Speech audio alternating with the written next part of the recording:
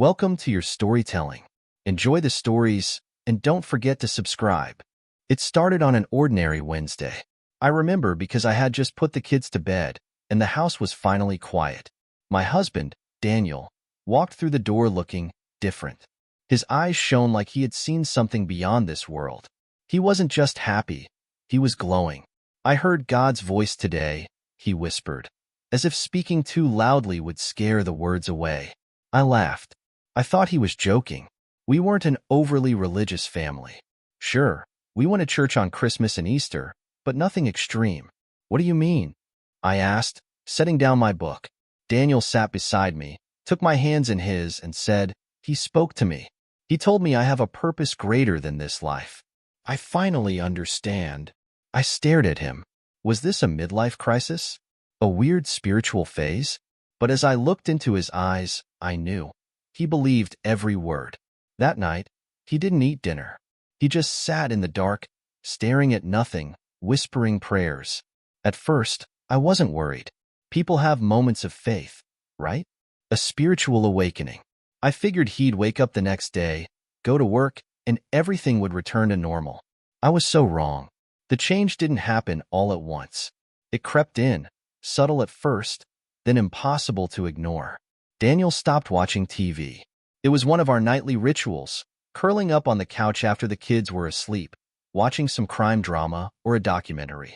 But one evening, I found him sitting in silence, Bible in hand, eyes scanning the pages like he was searching for a hidden code. I laughed. "No more movies?" He shook his head without looking up. "They distract me from the truth." A chill ran through me. The next morning, I found him kneeling in the living room, eyes closed, whispering prayers. He hadn't even changed out of his pajamas. He skipped breakfast, barely kissed me goodbye, and left for work without another word. Then he started fasting. First, a day, then 2, then a full week. I begged him to eat. "You need your strength," I said, setting a plate of food in front of him.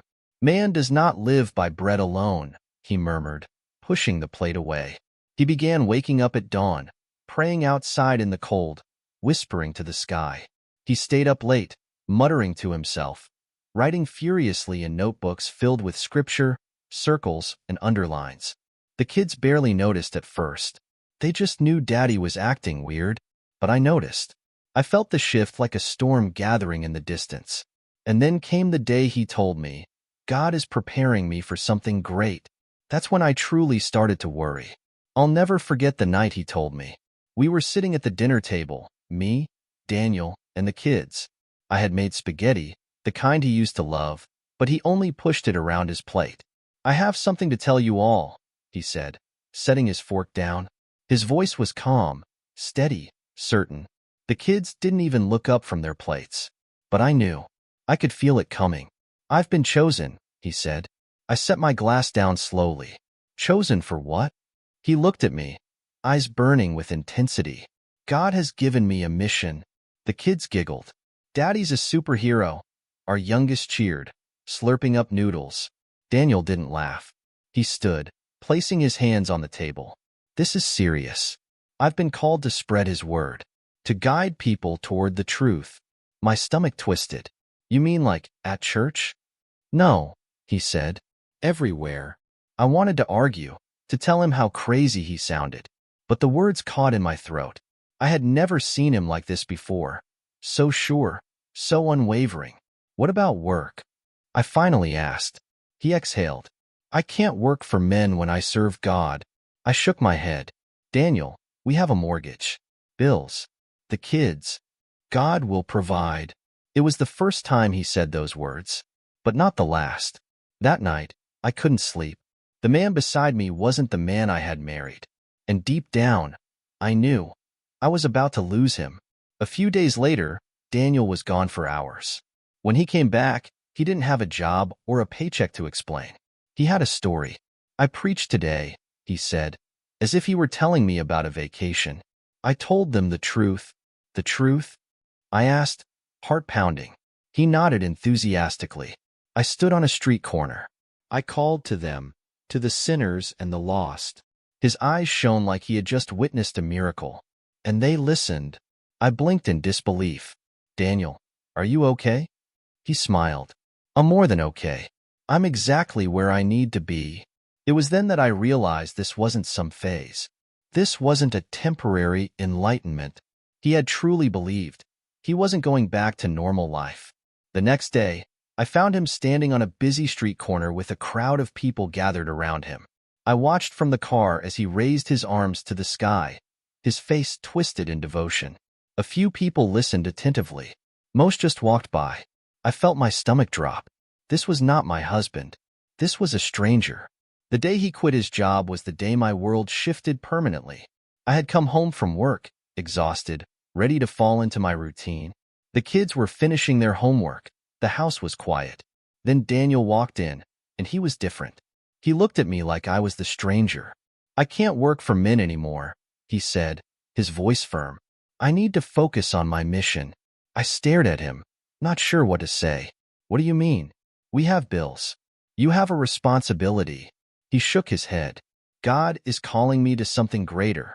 I'm leaving the corporate world behind. I won't be shackled by it anymore. A chill ran down my spine. But what about us?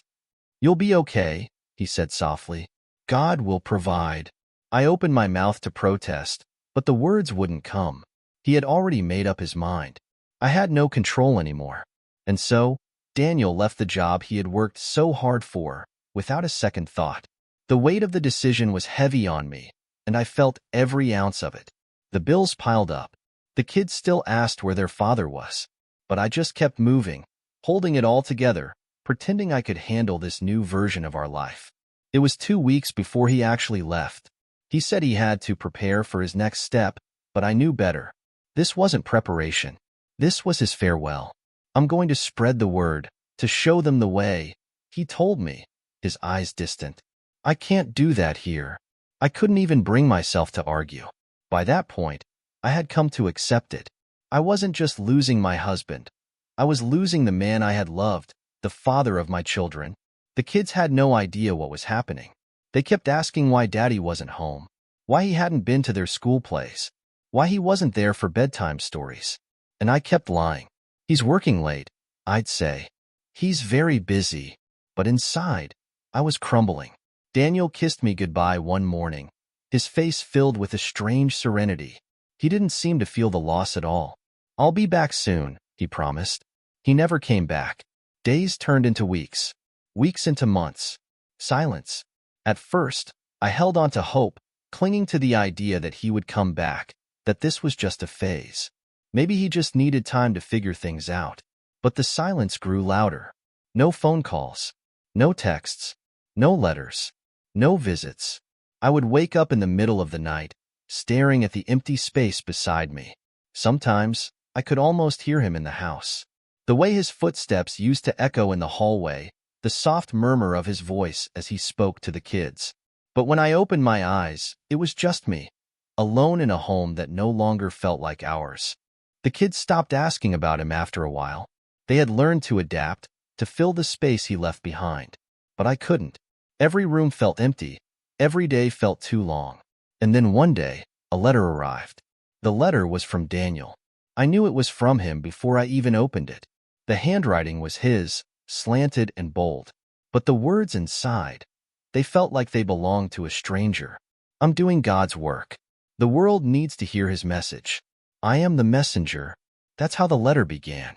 I swallowed hard, reading the rest in a daze. This is my calling. I am not your husband anymore. I am something more. And you must trust me. God has a plan for all of us. His words sent a cold shiver through me. I wanted to scream, to demand answers. But I just sat there, the paper crumpled in my hands, feeling more alone than ever. What was I supposed to say to this? What could I say?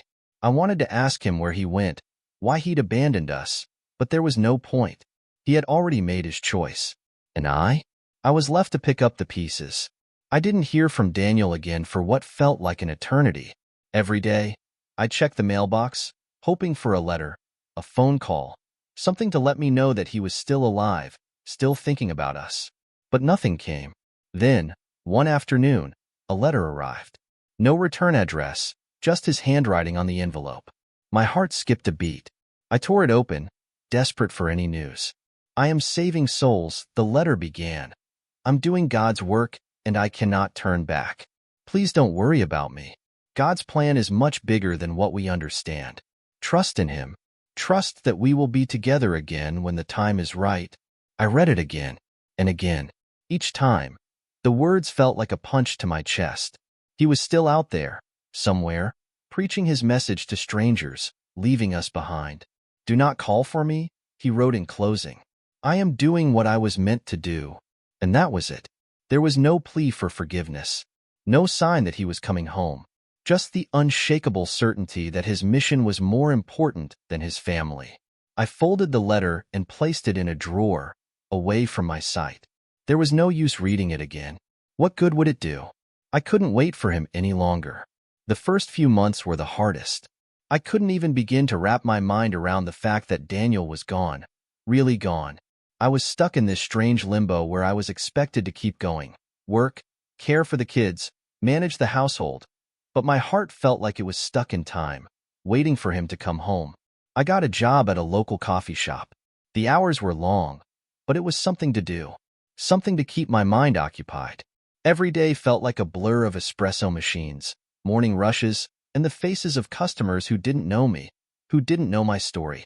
The kids, though, were adjusting better than I expected. They had each other, and somehow, they didn't seem as affected by their father's absence as I was.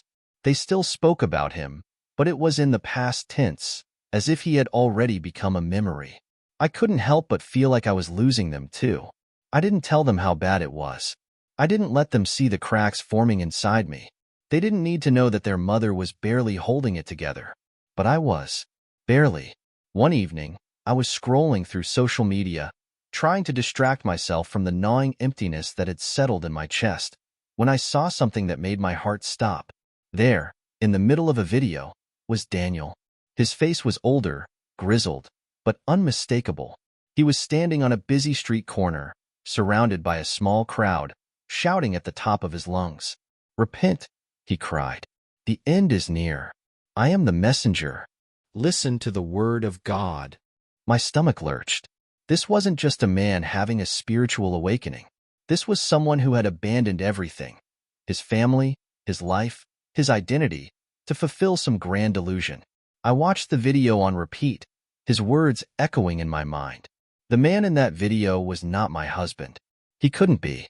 I turned off the phone, staring at the blank screen, unable to process the image of him that had just shattered every hope I had left. It was around that time that I received another letter from Daniel. This one was longer than the first, filled with scripture and lines from the Bible that made my head spin. "I have seen the truth," he wrote. "God has shown me the way. I have a responsibility to the world now. I cannot return to you, not yet. You must trust that I am doing what I am meant to do. God's work is not easy, but it is necessary. Please, do not doubt. God has a plan for us all."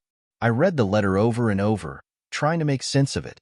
There was nothing personal, no mention of the kids, no acknowledgement of the life we once had. It was all about His mission, His divine calling. I tried to understand. I wanted to believe that He was doing something important, something meaningful, but I couldn't ignore the cold truth. He had chosen this life over us. He had abandoned everything for a purpose that was only His to see. I wanted to hate Him for it, but I couldn't. I wanted to scream at Him, to demand answers, but I didn't. Instead, I buried the letter with the others. Because, deep down, I knew I couldn't change Him. I couldn't stay away any longer. I had to find Him. I'd seen the videos. I'd heard the rumors.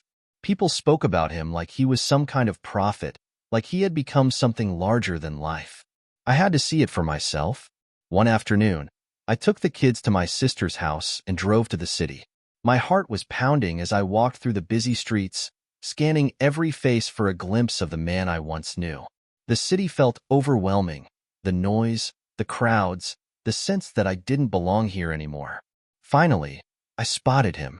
He was standing on a street corner, holding a worn Bible in his hands, preaching to anyone who would listen. His words came out in a rush, his voice wild with conviction. "Repent. You are lost. Only God's word can save you." I froze in place, staring at him. It wasn't just the words that shocked me. It was the look in his eyes, the same look he had when he left, when he walked out the door without a second glance. He didn't see me. He didn't even acknowledge my presence. I stood there for what felt like hours, waiting for him to turn around, to see me, to recognize the life he had left behind. But he never did. And with that, I understood. He wasn't coming back. I had to speak to him. I couldn't just watch from the sidelines anymore. I needed answers. I gathered every ounce of courage I had and approached him. My heart pounded in my chest as I stepped closer. He didn't notice me at first. He was too absorbed in his sermon. But as I reached his side, he stopped mid-sentence and turned to face me. His eyes were different, cold, detached. It was like looking at a stranger, not the man I had shared a life with. "Daniel," I whispered, barely able to speak. His gaze hardened.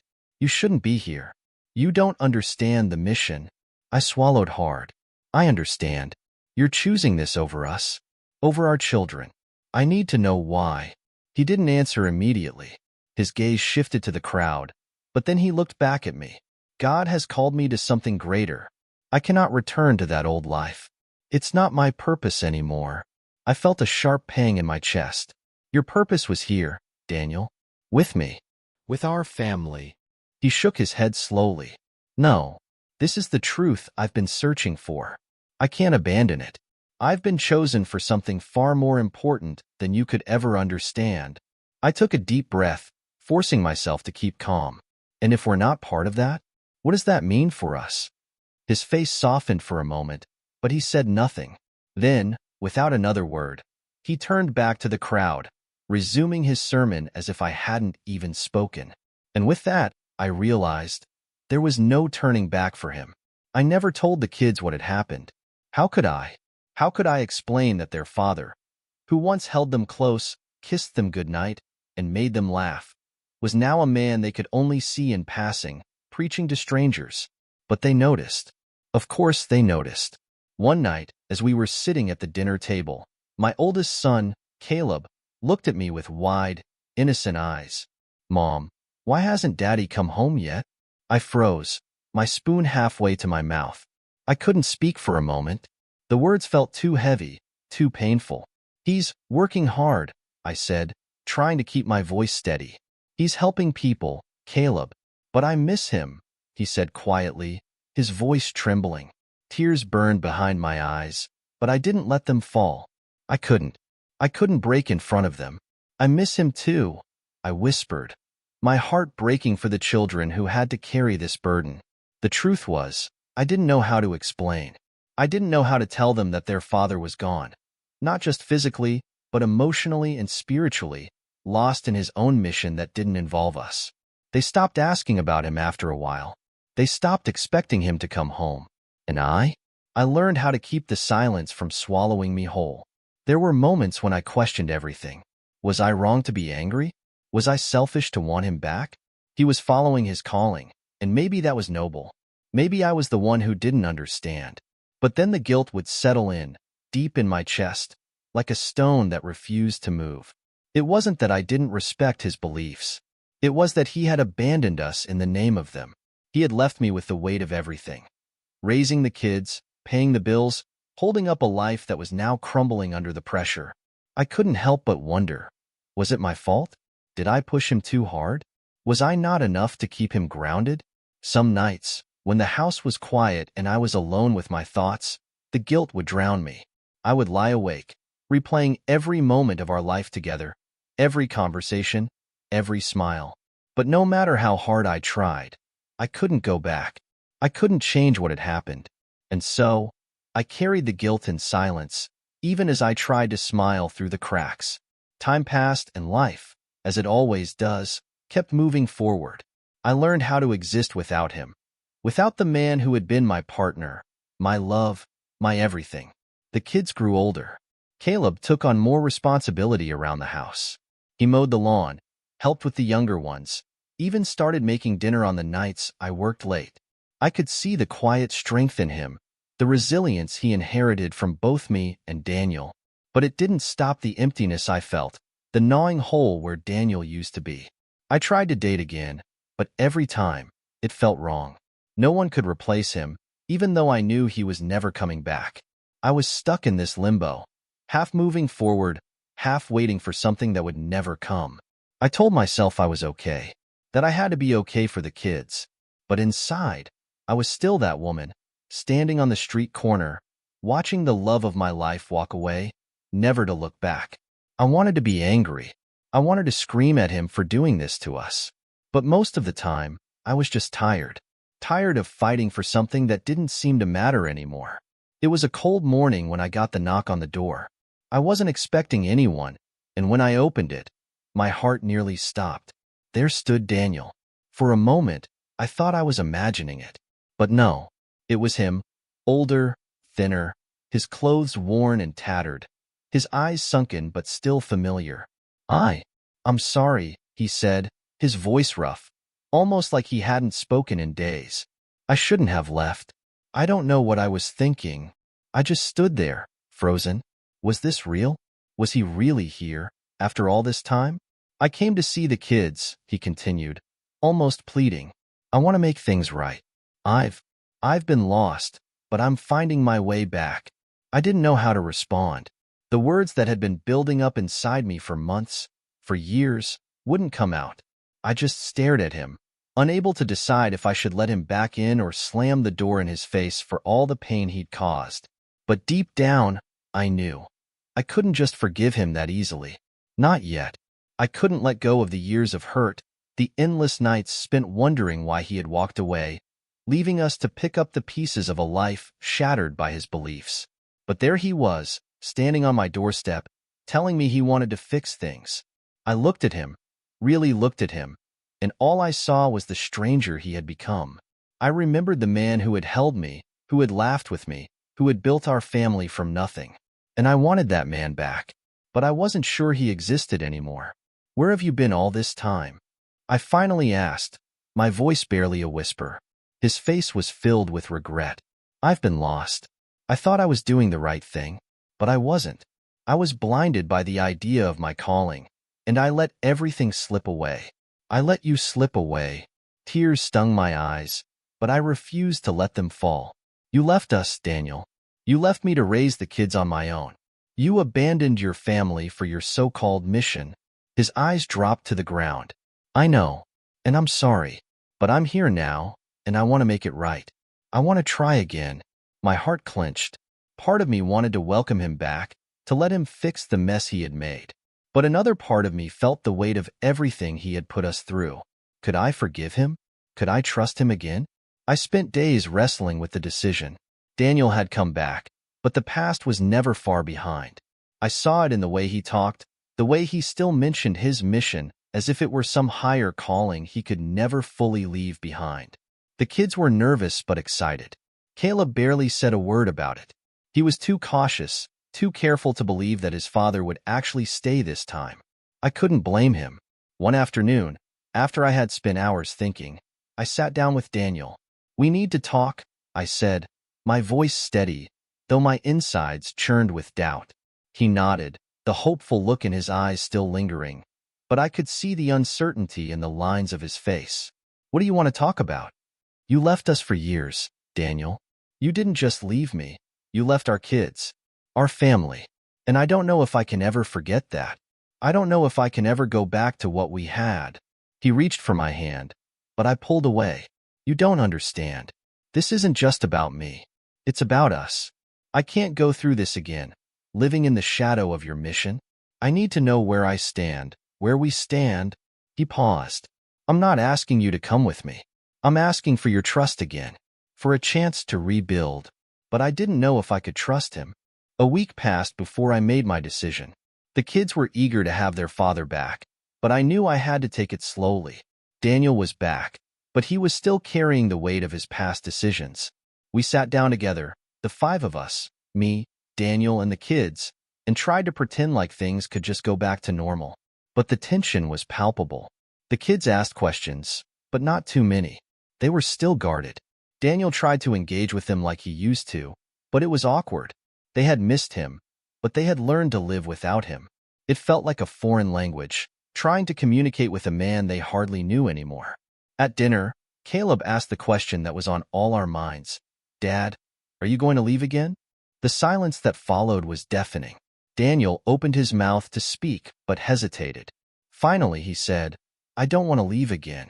I'm here now, and I'm staying. I watched the kids carefully, gauging their reactions. They wanted to believe him, but they had been hurt too. I saw it in their eyes, the same doubts that I carried in my heart. Could we truly rebuild our family? Or was this just another moment in time that would eventually slip away? As days passed, I tried to let go of the anger, the hurt, and the resentment. But it wasn't easy. Every time I looked at Daniel, I couldn't forget the years he had stolen from us. I couldn't ignore the way he had turned his back on us for a dream that wasn't even real. I watched him with the kids, trying so hard to be the father they remembered. He played games with them, helped them with homework, and made dinner for us on Sundays. But something was always missing. I couldn't shake the feeling that I was living with a man who didn't truly belong here. He wasn't the person he had been before. The man I had loved and trusted had been replaced by someone who was still chasing a calling that wasn't ours.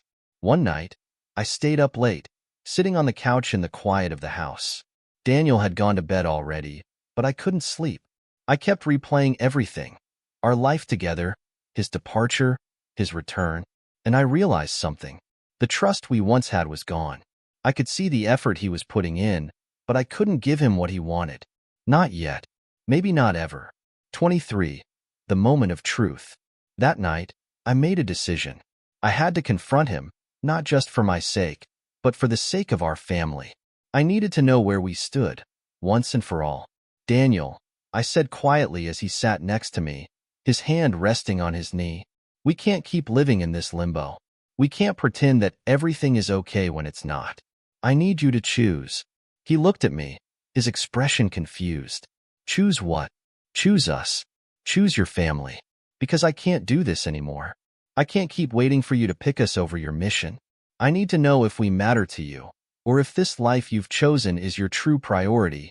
For the first time since his return, I saw a flicker of real emotion in his eyes. I don't know what to do, he admitted softly. I thought I could have both.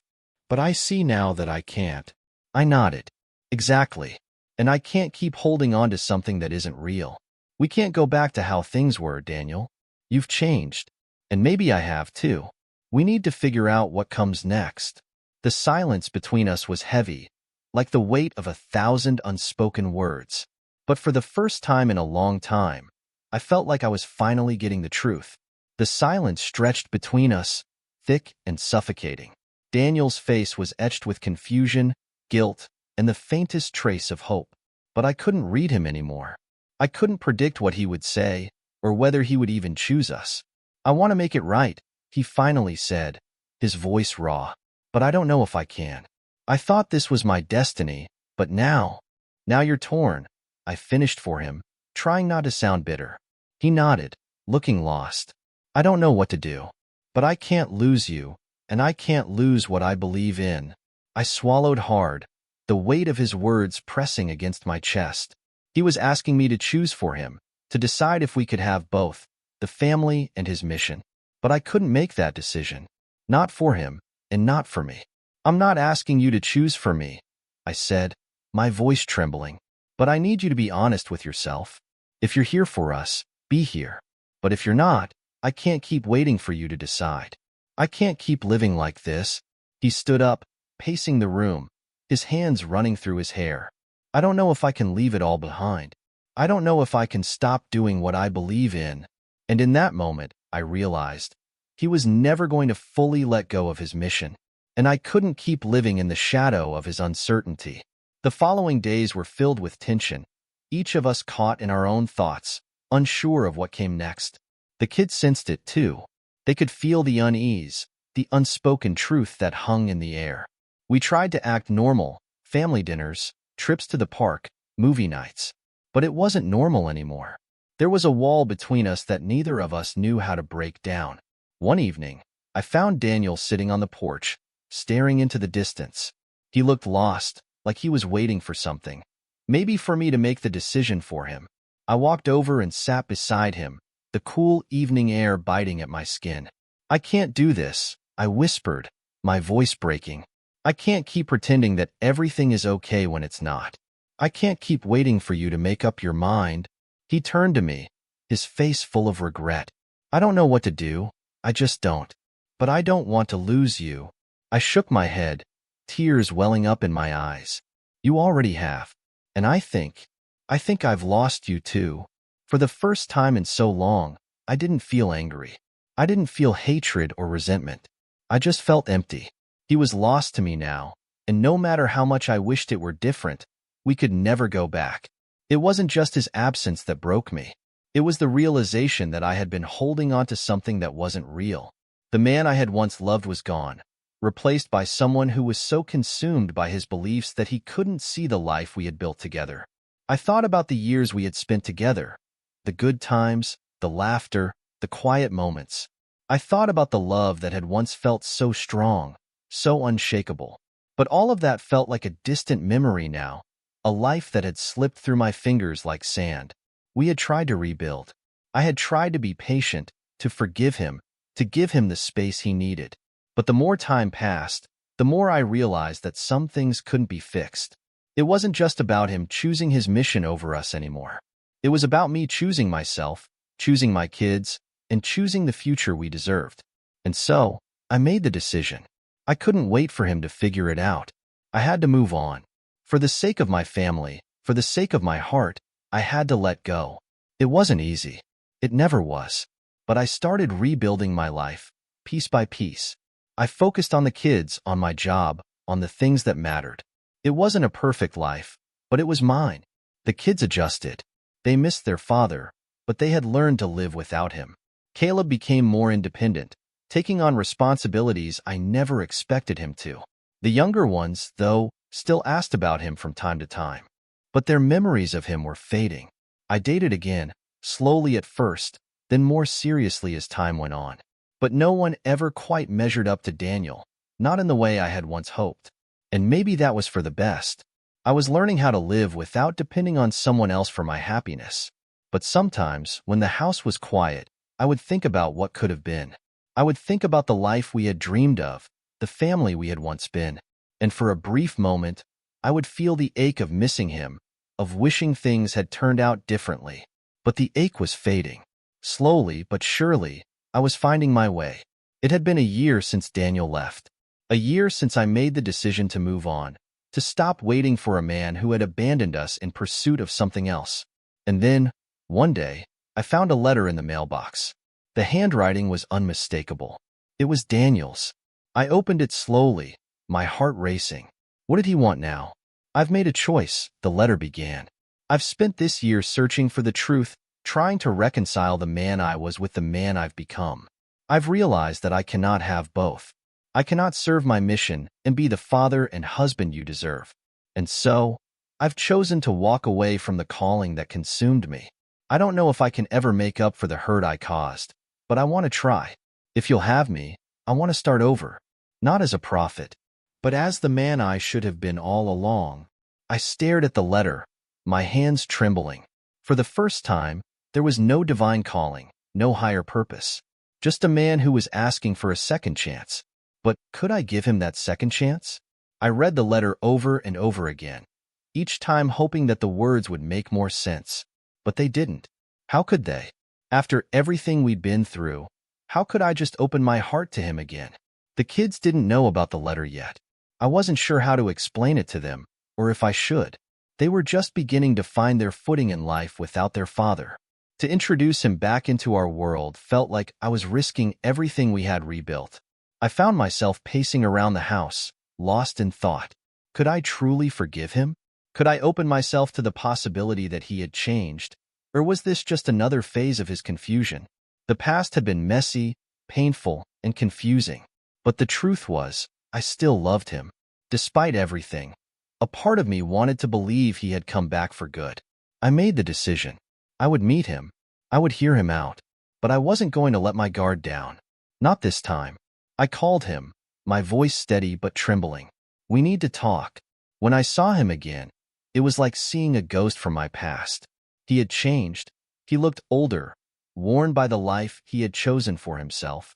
His hair was longer, his eyes tired, but there was a softness to him that hadn't been there before. We sat down at a coffee shop, the same place we used to visit when things were simpler. The familiarity of it made my heart ache.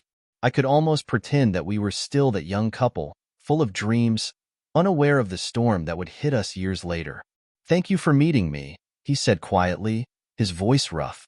"I know I don't deserve a chance, but I'm asking for one anyway."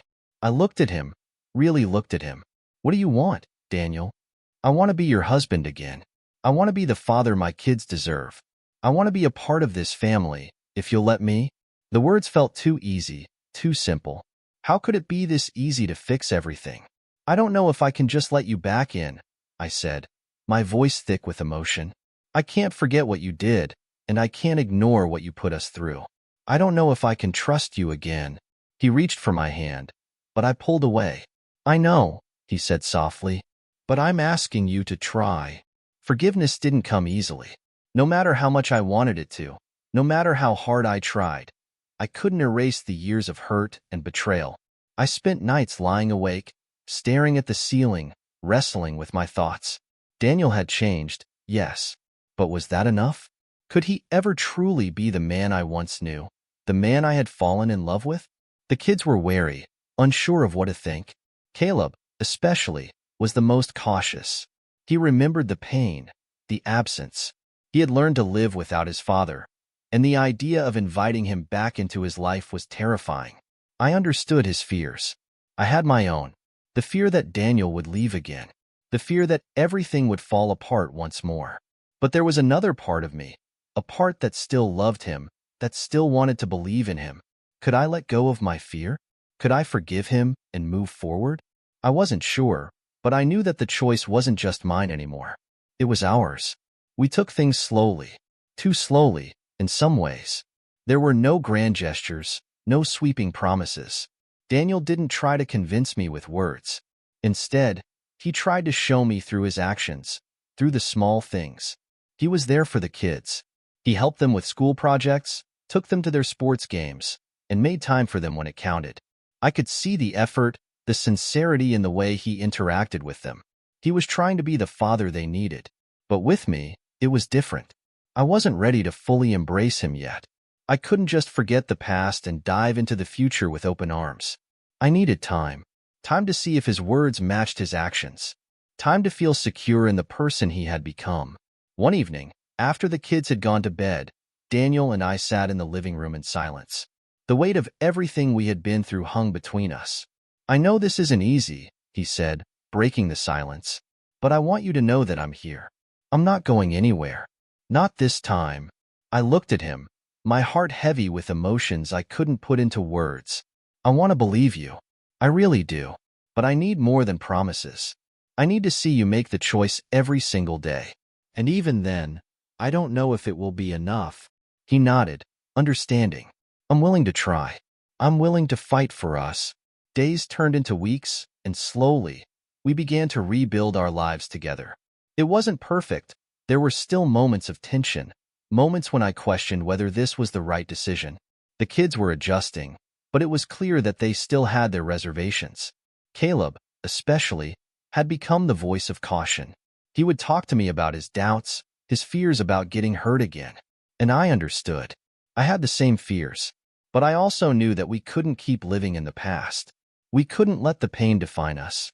We had to try, for our sake, for the kids' sake. Daniel was trying. I saw it every day in the little things he did. He was patient with me, giving me the space I needed. He was there for the kids, showing up when it mattered most. And slowly, I began to trust him again. But trust wasn't something that happened overnight. It was a slow, fragile process, and I wasn't sure if we would ever truly get back to where we were. But one thing was certain. We were trying. And that, for now, was enough. Even as we tried to rebuild, there were questions that lingered in the back of my mind. How long could we keep pretending that everything was fine? How long could I keep living with the uncertainty that Daniel would stay this time? One evening, I watched him with the kids, laughing and playing a board game. He was trying so hard, trying to be the father they deserved. But a part of me couldn't help but wonder, was this real? Or was he just playing a part, trying to win me back with the same words that had failed us before? I knew I had to ask him, but I wasn't sure if I was ready. I wasn't sure if I wanted to hear the answer. I waited until the kids had gone to bed and then sat down with him in the living room. The air between us was heavy, the unspoken tension thick. "I need to ask you something," I said, my voice quiet. He turned to me, his eyes filled with uncertainty. "What is it? Are you really here for us? Or is this just another phase for you? Another mission you'll abandon when you feel called to something else?" He was silent for a moment, his eyes searching mine as if trying to find the right words. "I'm here for you. For the kids. For this family. And I don't plan on leaving again." His words hung in the air, but I wasn't sure if I believed them. Could I trust him again? The more time we spent together, the more I began to see glimmers of the man I once knew. The man who had been kind, thoughtful, and full of laughter. He was still there, buried beneath the layers of guilt and regret, but he was fighting to be the man I had fallen in love with. One Saturday, Daniel took the kids to the park. I stayed home, giving myself a much-needed break. But as I sat on the porch, watching them from a distance, I couldn't help but smile. He was laughing with them, pushing them on the swings, talking to them like he had never left. For a moment, I allowed myself to feel something I hadn't felt in a long time. Hope. Maybe, just maybe, this could work. Maybe we could find our way back to each other, piece by piece. But the reality was still there, lingering in the background. Every time I allowed myself to believe in him, a little voice in my head reminded me of the pain, the years we had lost. Could I ever truly forget? Could I let go of the past and move forward? Just when things seemed to be improving, an unexpected setback hit us. Daniel had been doing well, but there were moments when his old habits surfaced, his need to talk about his mission, his desire to preach, to convince others of his beliefs. It started small at first, an offhand comment here or there, a passing reference to his calling, but it quickly grew, becoming a constant part of our conversations. And I couldn't ignore it. One night, after dinner, he started talking about his plans again. He wanted to attend a revival meeting, to spread the word to others. He spoke with such passion, such fervor, that it reminded me of the man he had been when he first walked away from us. "You can't keep doing this, Daniel," I said, my voice shaking with frustration. "We've worked so hard to get to this point. I can't keep living like this, with you constantly divided between us and your mission." He looked at me, a mixture of confusion and hurt in his eyes. "I'm not abandoning you. I'm just trying to do what I believe is right. I can't keep waiting for you to choose us, Daniel. I can't keep living in limbo." He didn't say anything for a long moment, and when he finally spoke, it was with a quiet desperation. "I don't know how to be the man you want me to be. I don't know how to let go of what I believe in." I turned away, tears welling up in my eyes. "Maybe that's the problem. Maybe you don't know how to choose us." After the argument, things felt different between us. The air was thick with tension, and neither of us knew how to fix it. Daniel kept his distance, spending more time with the kids, but the gap between us had widened. I couldn't ignore the feeling that he was still torn, still holding on to something that wasn't us. It was in the middle of one of those sleepless nights that I finally realized the truth. We couldn't go back to what we were. We couldn't undo the past, and we couldn't erase the pain that had come with it. I had spent so long trying to piece everything back together, trying to believe that Daniel could change. But the truth was, we had changed too. We weren't the same people anymore. And maybe that was okay. Maybe we weren't meant to go back to what we had. Maybe it was time to move forward, separately. I walked into the living room that morning, where Daniel was sitting on the couch, staring at his phone. The kids were still asleep. "I've been thinking," I said softly. "I think we need to let go. For good." He didn't look up immediately, but when he did, I saw the realization in his eyes. "You're right," he said quietly. "I've been holding on to something that doesn't exist anymore." Saying goodbye was harder than I ever imagined. The kids didn't understand fully, and I didn't have all the answers for them. How do you explain to your children that the man they once knew as their father was leaving again? We sat down as a family, and I tried to explain as best as I could. Caleb was quiet, but I could see the relief in his eyes. The younger ones were confused, not fully grasping the gravity of the situation. "I'm not leaving you for good," Daniel said softly. but I need to figure things out. I need to find my own path, and I can't keep trying to make something work that isn't meant to be. Tears welled up in my eyes as I watched him walk out the door. For the second time, he was leaving us. But this time, I knew it wasn't just a phase. It wasn't a fleeting moment of confusion. This was the end. And as he walked away, I felt a strange sense of peace wash over me. It was over. The cycle was finally broken, and we could finally begin to heal. The days that followed Daniel's departure were heavy with silence. The house, once filled with laughter and chaos, now felt too quiet. Caleb and the younger ones tried to adjust, but I could see the confusion in their eyes. They were too young to understand the complexity of what had happened, but they knew something had changed. I found myself distracted, going through the motions of daily life without really being present. I was a mother first, always putting on a brave face for the kids, but inside, I was drowning in the weight of it all. I was no longer angry with Daniel. I wasn't even disappointed. I was just tired. Tired of the cycle, tired of trying to force something that wasn't meant to be. But there was still a piece of me that missed him, that missed the man he used to be, the man I had fallen in love with. I couldn't forget that version of him, no matter how hard I tried. And maybe, just maybe, that was the hardest part of all. But I had to keep going. I had to keep moving forward for my kids, for myself, because life didn't stop for anyone. Healing didn't come overnight. There were days when I thought I had everything figured out, when I convinced myself I was okay. But then the quiet moments would come, when I was alone with my thoughts, and I would feel the ache of everything I had lost. I started going to therapy, talking about everything I had kept buried inside for so long. I needed to find peace, to make sense of what had happened. It wasn't easy, but it was necessary. The kids began to adjust. Caleb, always the quiet one, started opening up more.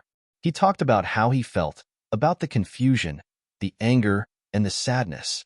He missed his father, but he was learning to live without him. And me? I was learning how to live without him too. I started focusing on myself, on the things that made me happy. I reconnected with old friends, took up hobbies I had long abandoned, and learned to find joy in the little things again. It wasn't a perfect healing process, but it was progress. And that was enough for now. The months passed, and with each day, I felt more and more like myself. I started to see the future not as a reminder of what I had lost, but as a chance to build something new, something better. I spent more time with the kids, strengthening our bond. I focused on creating memories with them. Memories that didn't include Daniel, memories that were just ours. And in doing so, I began to feel a sense of freedom I hadn't felt in years. One evening, as I watched the sunset with Caleb, I realized how far we had come, how much we had been through, and yet here we were, still standing, still moving forward. I think I'm going to be okay, I said softly, more to myself than to Caleb. He looked up at me, his face thoughtful. I think we all are.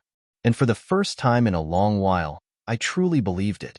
One day, while grocery shopping, I ran into an old friend from college, Sarah. We hadn't spoken in years, but she was the kind of friend who could pick up right where we left off, no matter how much time had passed. We sat down for coffee, and it was like no time had gone by at all. She listened to my story, to everything that had happened with Daniel, and shared her own experiences with her marriage.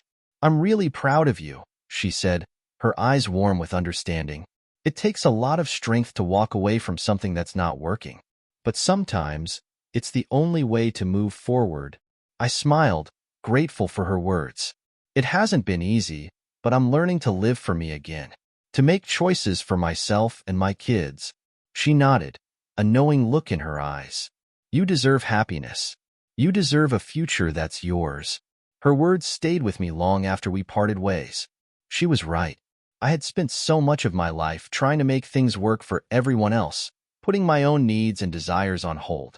But it was time for a change. It was time for me to focus on what I wanted. A few weeks later, I made a decision. I signed up for a cooking class, a small step, but a significant one for me. I had always loved to cook, but it had been something I had put aside for years. It felt good to rediscover a passion that was just mine. I met new people, made new friends, and began to feel like a part of something again. It was a slow process, but with each passing day, I felt more like myself. I also started dating again. Slowly, cautiously. I wasn't ready for anything serious, but I enjoyed the occasional dinner or coffee date. It reminded me that I was still capable of connecting with someone, of sharing my life with others in a way that didn't feel like I was sacrificing my own happiness. I wasn't sure where this new chapter would take me, but for the first time in a long while, I felt hopeful. The future was no longer a reminder of the past. It was a chance to rebuild, to create a life that was entirely my own. And maybe, just maybe, I was ready for whatever came next. Letting go had been one of the hardest things I had ever done. I had spent so much time holding on to the hope that Daniel would return, that we would somehow find our way back to the life we once shared. But the truth was, I had to let go to move forward. In therapy, I had learned that forgiveness wasn't about erasing the past or pretending everything was fine. It was about accepting what had happened, acknowledging the pain, and then choosing to release it. It wasn't easy, but it was freeing. I looked at the kids, and I realized something. They were the reason I had to move on. They were the reason I had to heal, to find my own happiness. They needed me to be whole, not stuck in the past. And so, I kept moving forward, slowly, but surely, one step at a time. A few months later, while I was out running errands, I bumped into someone who caught me completely off guard, David, the old neighbor from the house we lived in before Daniel left. He had always been kind, but we had lost touch when we moved. Seeing him now, years later, was like seeing a familiar face in a crowd of strangers. "Sarah?" he said, his voice full of surprise. "Is that really you?" I smiled, suddenly feeling a little self-conscious. "David, it's been forever." We spent the next hour catching up over coffee, sharing our lives since we last saw each other. I learned that he had gotten married, had kids of his own, and had moved to a new city. His life seemed settled, stable in a way that I envied. It wasn't anything romantic, but the conversation was easy, comforting. And as I walked away, I realized how nice it felt to connect with someone again. Someone who wasn't tied to the pain of my past. As the months passed, I started to prioritize the friendships I had let slip away over the years. I reconnected with old friends, some I had known since high school, and others from different stages of life. Friendship became a cornerstone of my healing. I realized how much I had neglected my own needs in the past, always focusing on what everyone else needed. Now, I gave myself permission to enjoy my time with my friends, to laugh, to be silly, and to share my journey with them. It was in these moments of connection that I found strength. These women, these friends, reminded me that I wasn't alone. They had their own struggles, their own challenges, but they still showed up, day after day, for me. I felt supported, loved, and understood, something I hadn't realized I needed so desperately. Despite the healing and progress, the past still lingered in the corners of my mind. I found myself reflecting on the years I had spent trying to make things work with Daniel. The uncertainty, the constant battle between my love for him and the pain of his actions. I had spent so much time trying to fix everything, trying to keep our family together, that I had forgotten to care for myself. I had forgotten that my worth wasn't tied to anyone else. It was a bitter realization. The years I could never get back. The heartache that could never be undone. But as I stood in front of the mirror one evening, I finally saw the strength that had come from all of it. I wasn't defined by my past. I wasn't defined by Daniel or our failed marriage. I was my own person, capable of creating my own happiness. And that realization, painful as it was liberating. Change had become my new reality, whether I liked it or not. The children were growing older, more independent. Caleb had taken a keen interest in photography, and I couldn't help but marvel at the young man he was becoming. The younger ones had their own passions, their own interests, and as a mother, I did my best to nurture them in the way they needed. I didn't always know what the future held, but I knew that I had to support them in their journey, just as I was finding my own. I started volunteering at a local shelter, something I had wanted to do for years, but never had the time for. It gave me a sense of purpose, a way to make a tangible difference in the lives of others. And in the process, I began to feel more connected to the world around me. It was strange, this feeling of embracing change. But as time passed, I began to welcome it. Life was messy, unpredictable, and full of surprises. but it was mine, and that was enough. A few weeks after I started volunteering, something unexpected happened. I received an invitation to speak at a community event, a gathering of local women who were sharing their stories of personal growth and resilience. At first, I was hesitant. Me? Speak in front of people? I wasn't sure I was ready to share my journey, but as I thought about it, I realized that telling my story could help others, just as sharing my experiences had helped me. I spent the next few days preparing, reflecting on everything that had brought me to this moment. The years of heartache, the lessons learned, the struggles and triumphs. It was a lot to process, but it felt right. When the day of the event arrived, I stood before a room full of women, each with their own story, their own battle. I took a deep breath and began to speak. It wasn't easy, but as I shared my story of love, loss, and learning to let go, I saw the faces in the crowd light up. I could see the connection, the understanding, and for the first time in a long time, I felt like my experiences mattered. The event was a turning point for me. Sharing my story, feeling the support of others, and realizing that I wasn't alone in my struggles was powerful. But it also made me realize something else. I was ready for a new beginning. The idea of starting over had always terrified me. But now, I saw it as an opportunity, a chance to rewrite the narrative of my life, to choose my own path without the weight of the past holding me back. I didn't know what that new beginning would look like. It could be a new job, a new relationship, or perhaps just continuing the life I was building now. But whatever it was, I was ready for it. Daniel was still a part of my past, but he no longer defined me. The past would always be there, but I didn't have to live in it. As I walked out of the event that day, I felt a sense of freedom, of possibility, and for the first time in years, I felt truly hopeful about the future. As I settled into this new chapter, I couldn't help but reflect on the importance of letting go. Letting go of the pain, the disappointment, and the expectations. For so long, I had held on to the idea that Daniel and I could somehow go back to what we once had. But now, I understood that sometimes, holding on to something can prevent you from seeing the opportunities ahead. Letting go wasn't just about walking away from someone or something. It was about freeing myself from the chains that had kept me tied to the past. It was about reclaiming my power, my identity, and my future. And with each passing day, I felt lighter, more at peace. Forgiveness had always seemed like such a difficult concept to me. How could I forgive someone who had hurt me so deeply? Someone who had walked away, leaving me to pick up the pieces of our shattered life? But over time, I came to realize that forgiveness wasn't about excusing the hurt. It was about releasing the grip that anger and resentment had on me. It was about setting myself free. I didn't need Daniel's forgiveness. What I needed was to forgive myself for the mistakes I had made, for the moments I had allowed myself to stay in a toxic relationship, for the times I had ignored my own needs. Forgiveness wasn't a one-time decision.